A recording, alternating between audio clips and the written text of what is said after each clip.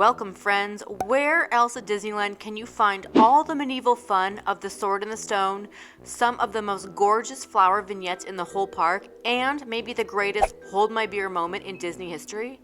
Well, look no further than King Arthur's Carousel located in Fantasyland. What's up, guys? It's me, Erin. Winter is here and it's great to be back checking out the stunning plants at Disneyland. And today we are going to explore an original Disneyland attraction. If you love Fantasyland as much as I do, you definitely have noticed the King Arthur Carousel smack dab in the middle of the castle courtyard as you walk through Sleeping Beauty's castle. But have you noticed the kaleidoscope of colors in the flower beds of the carousel? These hypnotizing symmetric patterns and colors are always changing. So let's take a closer look at these sculptural plants and flowers, and stay tuned for a very strange occurrence that happened recently to that sword in the stone, otherwise known as Excalibur. Now, I have been to Disneyland several times throughout the year, and the landscaping team at Disneyland really has their hands full with these constant changes. Occasionally, I find the flower bed is plain topiary, which I would not recommend as very user-friendly in your own garden unless you also for some reason have an amazing gardening team or are somehow a whiz with the gardening shears. But if you want to try a colorful version of this vignette at home, this is absolutely achievable.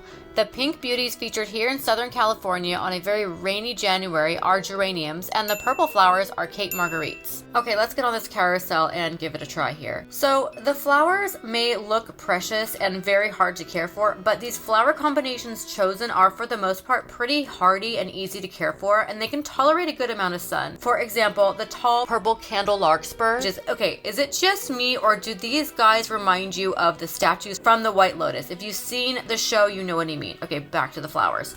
The tall purple candle larkspur and Mealycup Sage, which is in the salvia family, and the vibrant orange creeping zinnias, which are often seen on the flower beds at Mr. Toad's Wild Ride. I came back later in January and the flower beds had changed once again to these stunning violets and even more vibrant Cape Marguerites. Okay, so I hinted at it earlier, and there is one very bizarre tale associated with this carousel, and here it is. As if 2020 could not have been the strangest year yet already, this was no exception for this beloved Disneyland relic. So once upon a time, back in January 2020 at Disneyland, a first-time to Disneyland guest named Sam was told by his friend that if he pulled the sword Excalibur from the anvil, that he would win a prize. Well, apparently Sam was a pretty buff guy, and he actually succeeded to rip the sword from the stone. Fortunately, the cast members at Disneyland were able to refurbish and replace the sword so that other future guests could attempt to lift the sword and become the king of Fantasyland. I always imagined in my head that if I pulled it from the stone, I would get a free churro, which is